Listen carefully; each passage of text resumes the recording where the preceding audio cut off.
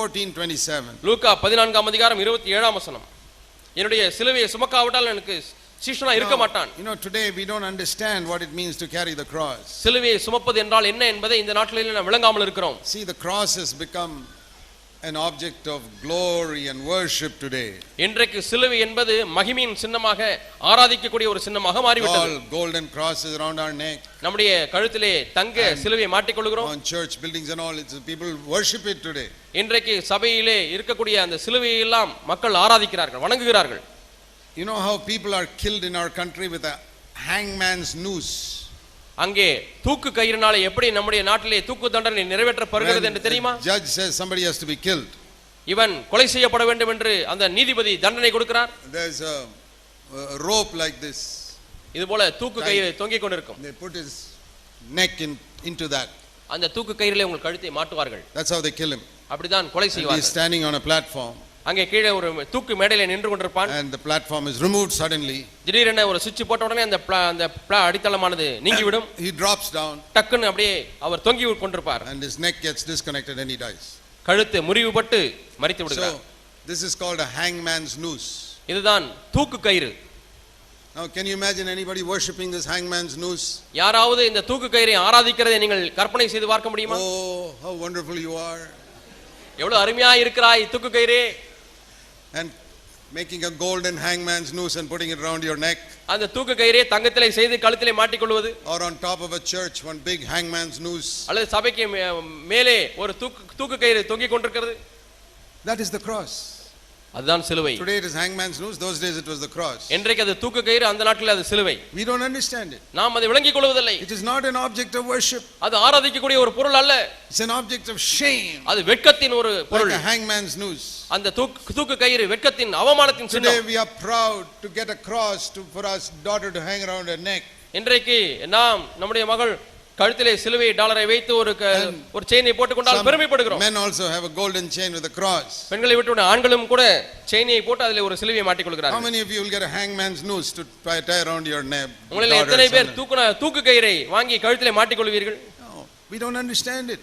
நீங்கள் அதை விளங்கிக் கொள்ளவில்லை. It's an object of shame. அது அவமானத்தின் சின்னம். If you were living in Jerusalem 2000 years ago, 2000 ஆண்டுகளுக்கு முன்பாக நீங்கள் எருசலேமிலே வாழ்ந்தீர்கள் என்றால், see many people taking the cross. That is the way the Romans killed people. அநேகர் இந்த சிலுவையை எடுத்துக்கொண்டு போவார்கள். இப்படி தான் ரோம மக்களை கொன்றார்கள். They were all hanged, crucified publicly. அவர்கள் எல்லாரும் பொதுப்படையாக சிலுவையில் அறையப்பட்டு கொல்லப்பட்டார்கள். So one day if you saw one man carrying a cross and going, ஒரு நாளிலே ஒரு மனிதன் சிலுவையை சுமந்து கொண்டு போகிறதை பார்க்கும் பொழுது, you knew very well he is going, where he is going. அவர் எங்கே போகிறார் என்பதை நீங்கள் அறிந்திருக்கிறீர்கள். He is going to die. அவர் மரிக்க போகிறார். He has closed his bank account. அவருடைய வங்கி கணக்கெல்லாம் அவர் சரி செய்து விட்டார். Said goodbye to his friends, relatives. தன்னுடைய நண்பர்கள், உறவினர்கள் எல்லாருக்கும் டாடா சொல்லிவிட்டார். Okay, I'll never see you again. இனிமேல் நான் உங்களை பார்க்க போவதில்லை என்று சொல்கிறார். நான் மரிக்க போகிறேன். That is the meaning of the cross. இதுதான் சிலுவையின் அர்த்தம். Take up your cross and follow me. சிலுவை எடுத்துக்கொண்டு என்னை பின்பற்றி வா. See, we don't understand it today. இன்றைக்கு நாம் அதை விளங்கிக் கொள்கிறதில்லை. But in those days when Jesus said, everybody understood it. அந்த நாளிலே இயேசு சிலுவையை தூக்கும் பொழுது எல்லாரும் விளங்கிக் கொண்டார்கள். Today the best way to say it is like this.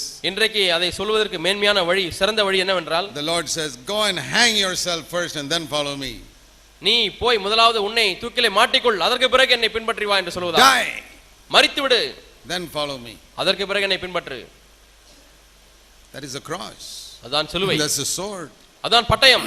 that puts me to death. என்னை மரணத்துக்கு ஒப்பு கொடுக்கிறது. Every day. ஒவ்வொரு நாளும். Every day I have to let that sword fall upon me. ஒவ்வொரு நாளும் அந்த பட்டயமானது என் மேல் விழுவதற்கு நான் அனுமதிக்க வேண்டும். Luke 9:23. Luca 9:23. If anyone wants to come after me, let him deny himself, take up his cross daily and follow me. ஒருவன் என்னை பின்பற்றி வர விரும்பினால் அனுதினமும் தன் சிலுவை எடுத்துக்கொண்டு என்னை பின்பற்ற கடவன். Every day. ஒவ்வொரு நாளும். You can't do it just once. ஒரு முறை செய்தால் போதாது. Every day. ஒவ்வொரு நாளும் I have to die. நான் மரிக்க வேண்டும். Dead men don't get offended.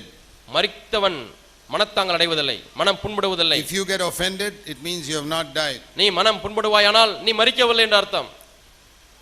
If you get hurt by what people do, ஜனங்கள் செய்வதனாலே நீங்கள் மனம் புண்பட்டால், supposing you say, I was hurt by what that person said.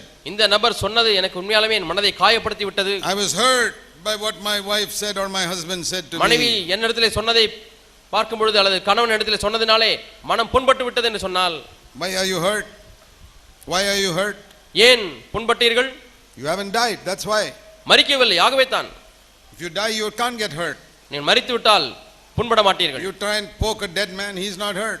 ஒரு செத்து போன மனிதனை குத்தி பாருங்கள், அவன் காயப்படுவதில்லை. If you are hurt by what somebody said, யாரோ ஒருவர் சொன்னது நிமித்தமாக காயப்பட்டீர்கள் என்றால், you got to die. மரிக்க வேண்டும். There are people in the church who say, oh, the elder did not smile at me, he did not shake his hand, shake my hand. என்னுடைய சபை மூப்பர் என்னை பார்த்து சிரிக்கவில்லை, என் கையை குலுக்கவில்லை, ஆகவே நான் மனம் புண்பட்டு விட்டேன் என்று சொல்கிறார். Somebody tells me that, என்னை பார்த்து யாராவது சொன்னால், I'll say, brother, in this church we are teaching people to die. இந்த சபையிலே மக்கள் மரிக்க வேண்டும் என்று போதிக்கிறோம் சகோதரனே. If you want to continue in this church, you better learn to die. இந்த சபையிலே இருக்க வேண்டும் என்று விரும்பினால் நல்லது, மரிக்க கற்றுக்கொள்ளுங்கள். Nobody will shake your hand, you die. யாரும் கையை குலுக்க போவதில்லை, ஆகவே நீங்கள் மரிக்க வேண்டும். Even if people call you the devil, die. உன்னை பார்த்து பிசாசு என்று கூப்பிட்டாலும் கூட நீ மரிக்க வேண்டும். That is the message of the cross. இதுதான் சிலுவையின் That is செய்தி. the way to the tree of life. இதுதான் ஜீவ விருட்சத்துக்கு போவதற்கு That is வழி. the way to build a house without just a foundation. அஸ்திபாரம் மட்டுமில்லாமல் ஒரு வீட்டை கட்டுவதற்கு இதுதான் வழி. Take up the cross every day. ஒவ்வொரு நாளும் சிலுவையை எடுத்துக்கொள். See this wonderful verse in Romans chapter 6. ரோமர் 6ஆம் அதிகாரத்தில் உள்ள அருமையான வசனத்தை பாருங்கள். It's a great liberating verse. இது மிக விடுதலையாக்கக்கூடிய ஒரு வசனம். Verse 11. 11ஆம் வசனம். I just want to read this small phrase. இந்த சிறு வாசகத்தை உங்களுக்கு வாசிக்க விரும்புகிறேன். Consider yourself to be dead to sin, உன்னை பாவத்திற்கு மரித்தவனாய் எண்ணிக்கொள், but alive to God. தேவனுக்கென்று பிழைத்திருக்கிறவனாக எண்ணிக்கொள். You know what happens in the resurrection? உயிர்த்தெழுதலில் என்ன நடக்கிறது என்று தெரியுமா? When Jesus died, இயேசு மரித்த பொழுது, even when let's take the thief on the cross. அந்த சிலுவையிலே தொங்கின கள்ளனை எடுத்துக்கொள்வோம். He was not dying for the sins of the world. அவன் உலகத்தாருடைய பாவத்துக்காக மரிக்கவில்லை. He hung on the thief on the cross. அந்த சிலுவையிலே தொங்கின கள்ளன், the repentant thief. மனம் திரும்பின அந்த கள்ளன். He died. அவன் மரித்தான். Finished. முடிந்து விட்டது. After that, it did not bother what his relatives said about him. அதற்கு பிறகு தன்னுடைய உறவினர்கள் அவனை குறித்து என்ன சொன்னாலும் இதை குறித்து அக்கறை இல்லை. People stole his bank account or anything. He's not bothered. அல்லது வங்கியில் உள்ள பணத்தை யாராவது திருடி விட்டார்களா இல்லை என்பதை குறித்து கவலை இல்லை அவனுக்கு. People occupied his house. அவனுடைய வீட்டை வேறு ஒருவர் வந்து ஆக்கிரமித்துக் கொண்டார்கள். அவன் மரித்து விட்டான். And where is he now? இப்பொழுது மரித்த அந்த கள்ளன் எங்கே இருக்கிறான்? He's in paradise. பரதீசிலே இருக்கிறான். He's with God. தேவனோடு கூட இருக்கிறான். That is how we can experience even while we are alive. இப்படித்தான் நாம் உயிரோடு இருக்கும் பொழுதே அனுபவிக்க முடியும். It's a wonderful message of the gospel. சுவிசேஷத்தினுடைய செய்தி அற்புதமான ஒரு செய்தி. While I die, while I am alive, நான் வாழ்ந்து கொண்டிருக்கும் பொழுதே I can be dead to this world இந்த உலகத்துக்கு நான் மரிக்க முடியும். and live before God. தேவனுக்கு முன்பாக வாழ முடியும். Dead to the world, உலகத்துக்கு மரித்து விட்டு alive unto God. தேவனுக்கென்று பிழைத்திருக்கிறேன். This is what the cross does. இதைத்தான் சிலுவை செய்கிறது. This is what the sword does. இதுதான் அந்த பட்டயம் நமக்கு செய்கிறது. This is how we come to the tree of life. இப்படித்தான் ஜீவ விருட்சத்துக்கு வருகிறோம். So if you have not experienced this, it's because you're not taking up the cross. நீங்கள் இதை அனுபவிக்கவில்லை என்று சொன்னால் நீங்கள் சிலுவையை சுமக்கவில்லை. So think of this phrase. இந்த வாசகத்தை எண்ணிக்கொள்ளுங்கள். Always consider yourself to be dead. எப்பொழுதுமே உங்களை மரித்தவர்களாக எண்ணிக்கொள்ளுங்கள். Because Jesus took you and crucified you with him on the cross. ஏனென்றால் இயேசு உங்களை தன்னுடைய சிலுவையிலே சிலுவையில் அறைந்து விட்டார். That is a great truth which many Christians have not understood because it is not taught. இது போதிக்கப்படாதபடினால இந்த சத்தியத்தை அநேக கிறிஸ்தவர்கள் விளங்கிக் கொள்வதில்லை. It is one of the great truths of the Bible. Romans 6 ரோமர் 6ஆம் அதிகாரம் verse 6. 6ஆம் வசனம். Your old man was crucified with him. உடைய பழைய மனுஷன் அவரோடு கூட சிலுவையில் அறையப்பட்டான். When Jesus died, இயேசு மரிக்கும் பொழுது he not only took my sins, அவருடைய பாவத்தை எடுத்துக்கொண்டது மட்டுமல்ல, he took me. அவர் என்னையே எடுத்துக்கொண்டார். He not only took my sins, he took me. என்னுடைய பாவத்தை மட்டுமல்ல, அவர் என்னை எடுத்துக்கொண்டார். And he killed me on the cross. என்னை அந்த சிலுவையிலே கொன்று விட்டார். And now he comes to live in me. இப்பொழுது எனக்குள்ளாக அவர் வாசம் பண்ண வருகிறார். And like the apostle Paul said, அப்போஸ்தலனாகிய பவுல் சொன்னது போல, Galatians 2:20, கலாத்தியர் 2ஆம் அதிகாரம் 20ஆம் வசனம், I don't live anymore. இனி பிழைத்திருக்கிறது நான் அல்ல, Christ lives in me. கிறிஸ்து எனக்குள்ளாக வாழுகிறார். The old Paul has died. பழைய பவுல் மரித்து விட்டான். This is the true Christian life. இதுதான் மெய்யான கிறிஸ்தவ வாழ்க்கை. Many of us, we come to the church and we think we have to improve our life. அநேகர் சபைக்கு வந்தவுடனே என்ன எண்ணுகிறார்கள் என்று சொன்னால் தங்களுடைய வாழ்க்கையை மேம்படுத்த வேண்டும் என்று. Don't improve it, kill it. மேம்படுத்துவது தேவையில்லை, கொலை செய்யுங்கள். God will give you another life. தேவன் வேறொரு வாழ்க்கை உங்களுக்கு கொடுப்பார். God says, if you kill your life, I'll give you another life. உன்னுடைய வாழ்க்கையை நீ கொன்று விட்டால் நான் உனக்கு வேறொரு வாழ்க்கை தருவேன் If என்று you take up சொல்கிறார். the cross and die, நீங்கள் சிலுவையிலே மரிக்காவிட்டால் I will give you the life of Jesus. சிலுவையிலே நீங்கள் மரித்தால் நான் இயேசுவுடைய வாழ்க்கையை உனக்கு கொடுக்கிறேன். It's a wonderful thing. இது அற்புதமான ஒரு காரியம். See what Paul said in 2 Corinthians chapter 4. 2 கொரிந்தியர் 4ஆம் அதிகாரத்திலே பவுல் என்ன சொல்கிறார் என்று பாருங்கள். 2 Corinthians 4. 2 கொரிந்தியர் 4ஆம் அதிகாரம் Verse 10. 10ஆம் வசனம். always carrying about in my body the dying of Jesus, so that the life of Jesus can be seen in my body. 2 கொரிந்தியர் 4:10 கர்த்தராகிய இயேசுவினுடைய ஜீவன் எங்கள் சரீரத்தில் விளங்கும்படிக்கு இயேசுவின் மரணத்தை எப்பொழுதும் எங்கள் சரீரத்தில் சுமந்து திரிகிறோம். Read that slowly. கர்த்தராகிய இயேசுவினுடைய ஜீவன். Read it slowly, brothers and sisters, in your Bible. சகோதர சகோதரிகளே, நீங்கள் உங்கள் வசனத்திலே அந்த வசனத்தை வேதத்திலே வாசிக்கும் பொழுது மெதுவாக நிறுத்தி வாசிங்க. The life of Jesus must be manifested in our body. இயேசுவினுடைய ஜீவன் நம்முடைய சரீரத்திலே வெளிப்பட வேண்டும். Is there anything greater than that? இதை காட்டிலும் மேன்மையான ஒரு காரியம் உண்டா?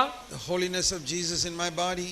இயேசுவினுடைய பரிசுத்தம் என்னுடைய ஜீவனிலே விளங்க. The love of Jesus in my body. இயேசுவினுடைய அன்பு என்னுடைய சரீரத்திலே விளங்கும்படி. The power of Jesus in my body. இயேசுவினுடைய வல்லமை என்னுடைய சரீரத்திலே வெளிப்படும்படி. The gifts of the Holy Spirit in my body. பரிசுத்த ஆவியானுடைய வரங்கள் என்னுடைய சரீரத்திலே வெளிப்படும்படி. The humility of Jesus in my body. இயேசுவினுடைய தாழ்மை என்னுடைய சரீரத்திலே வெளிப்படும்படியாக.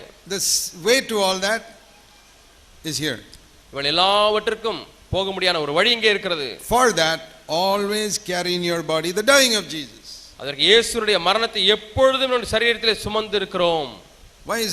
Why do we have to, what does it mean to carry the dying of Jesus? இயேசுவினுடைய மரணத்தை சுமந்து திரிவது என்றால் என்ன பொருள்? You know, when Jesus lived on this earth, இயேசு இந்த பூமியிலே வாழ்ந்த பொழுது he died to his own will every day. அவர் தம்முடைய சொந்த சித்தத்திற்கு ஒவ்வொரு நாளும் மரித்தார். He never did his own will. ஒரு காலம் அவர் தம்முடைய சொந்த சித்தத்தை செய்யவில்லை. Whatever people did to him, he said, I'm dead.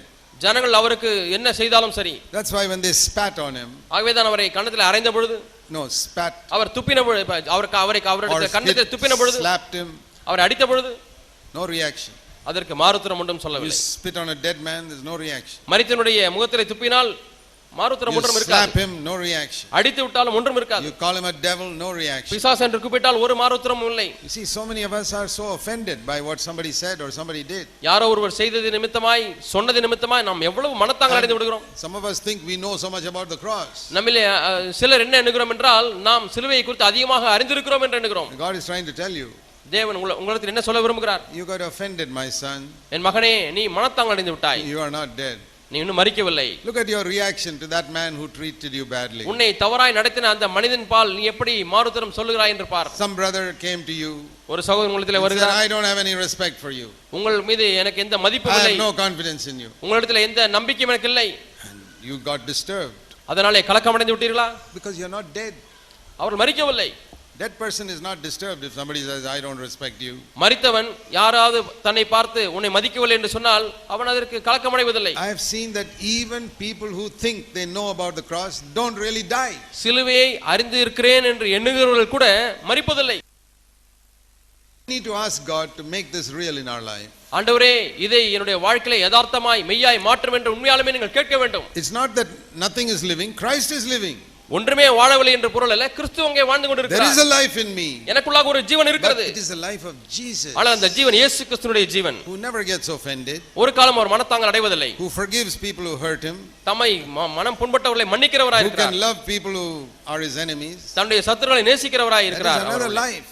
அது ஒரு ஜீவன். That's the tree of life. அதான் ஜீவ விருட்சம். I can come to that only if I am willing to die to this what I got from Adam. ஆதாமிடத்தில் நான் பெற்றுக்கொண்டதற்கு மரிக்காவிட்டால் இதற்கு வர முடியாது. So when we think about God dwelling in us, ஆகவே தேவன் நமக்குள்ளாய் வாசம் பண்ணுவதை குறித்து தியானிக்கும் பொழுது we need to understand this if we want God to live in us. தேவன் நமக்குள்ளாக வாழ வேண்டும் என்று விரும்பினால் இதை விளங்கிக் கொள்ள வேண்டும். The life of Jesus to live in us like a fire. இயேசு கிறிஸ்துவினுடைய ஜீவன் நமக்குள்ளாக அக்கினியைப் போல வாழ வேண்டுமானால், like that God in the midst of the bush, அந்த முச்செடி எரிகிற முச்செடி நடுவிலே இருக்கக்கூடிய தேவனைப் போல actually be true in your life. உண்மையாலுமே உங்களுடைய வாழ்க்கையில இது மெய்யாக மாற முடியும். You say, Lord, I choose the way of death to myself.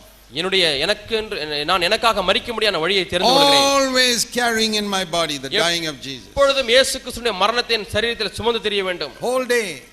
நாள் முழுவதுமாக I'm going to die. நான் மரிக்க போகிறேன். I'm going to die. நான் மரிக்க போகிறேன். Let my wife say anything. என் மனைவி ஏதாவது சொல்லிவிட்டால், let my wife do anything. அல்லது மனைவி ஏதாவது செய்து விட்டால், I'm going to die. நான் மரிக்க போகிறேன். Let my neighbor do something or not do something. பக்கத்து வீட்டுக்காரர் ஏதோ ஒன்றை செய்தாலும் சரி, செய்யாவிட்டாலும் சரி. Let the brothers in the church treat me any way they like. சபையில் உள்ள சகோதரர்கள் எப்படி அவர்கள் விரும்புகிறார்களோ அதுபோல என்னை நடத்தட்டும். I will not get offended. நான் மனத்தாங்கல் அடையவே மாட்டேன். I will not respond in the way they treat me. அவர்கள் எந்த விதத்தில் என்னை நடத்துகிறார்களோ அதே விதத்தில் அவர்களுக்கு மறுபக்கமாய் செய்ய மாட்டேன். I have died. ஏனால் நான் மரித்து விட்டேன். Christ lives in me. கிறிஸ்துவுக்குள்ளாக வாழ்ந்து கொண்டிருக்கிறார். You want this life? உங்களுக்கு இந்த வாழ்க்கை தேவையா? You want this tree of life? இந்த ஜீவ விருட்சம் உங்களுக்கு தேவையா? Then ask God to show you what it means for the sword to fall upon you. இந்த பட்டயம் உங்கள் மீது விழுவது என்றால் என்ன என்பதை தேவனே எனக்கு காண்பியும் என்று கேளுங்கள். Your wives, you may say, if I live like this, my husband will take advantage of me the whole day.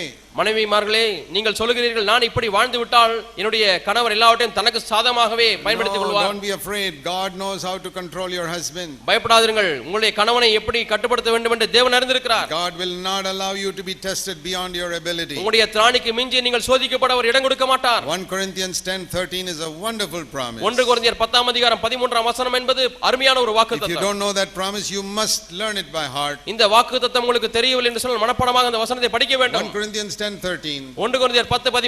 God will not allow you to be tested beyond your உங்கள் ability. திராணிக்கு மிஞ்சி அவர் உங்களை சோதிக்க இடம் கொடுக்க மாட்டார். He will not allow you to be tested beyond your ability. உங்களுடைய திராணிக்கு மிஞ்சி உங்களுக்கு சோதனையை கொடுக்க மாட்டார். So he will not allow your husband to trouble you beyond what you can bear. ஆகவே உங்களுக்கு தாங்குகிற சக்திக்கு மிஞ்சி உங்கள் கணவன் உங்களுக்கு தொந்தரவு செய்ய அவர் அனுமதிக்க He மாட்டார். will not allow your wife to trouble you beyond what you can bear. எந்த அளவுக்கு தாங்க முடியுமோ அதற்கு மிஞ்சி உங்களுடைய மனைவி உங்களுக்கு தொந்தரவு செய்ய He அனுமதிக்க will not மாட்டார். allow your neighbor to trouble you beyond what you can bear. பக்கத்து வீட்டுக்காரர் உங்களை தாங்குகிற அளவுக்கு மிஞ்சி He உங்களுக்கு will தொந்தரவு not செய்ய அனுமதிக்க allow மாட்டார். your boss in your office to trouble you beyond what you can bear. உங்கள் திராணிக்கு மிஞ்சி எந்த ஒரு உபத்திரவத்தையும் உங்களுடைய வேலை செய்கிற இடத்துல எஜமான் செய்ய தேவன் அனுமதிக்க So மாட்டார். many people nowadays are threatening Christians. I'll do this to you, I'll do that to you. அநேகர் இன்றைக்கு கிறிஸ்தவர்களை பார்த்து உன்னை அப்படி செய்து விடுவேன் இப்படி செய்து விடுவேன் என்று பயமுறுத்துகிறார்கள். God will not allow them to do a single thing to you or me more than what we can bear. நாம் தாங்குவதற்கு அதிகமாக ஒரு காரியத்தையும் கூட தேவன் நம்முடைய வாழ்க்கையில் அனுமதிக்க So மாட்டார். we are not afraid of the threats of people. ஆகவே ஜனங்களுடைய பயமுறுத்தல்களுக்கெல்லாம் நாம் பயப்பட போவதில்லை.